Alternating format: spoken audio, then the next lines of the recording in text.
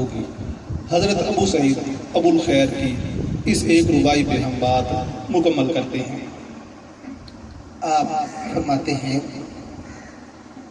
کہ اے دوست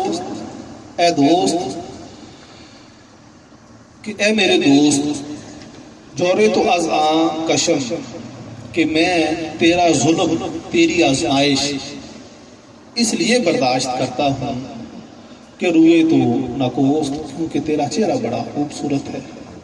کہ اللہ رب العزت کا جو بندہ ہے جب وہ اس کی طرف چلتا ہے تو اس پہ آزمائشیں بھی آتی ہیں۔ آپ فرماتے ہیں کہ اس کی طرف سے آنے والی آزمائشیں میں اس لیے برداشت کرتا ہوں کہ وہ بڑا خوبصورت ہے، ساری کی ساری حسین چیزیں اسی کی تخلیق کی ہوئی ہیں، اور وہ خود کتنا حسین ہوگا، خود کتنا مہربان ہوگا۔ آگے آپ فرماتے ہیں مردم گویم بہشت خواہی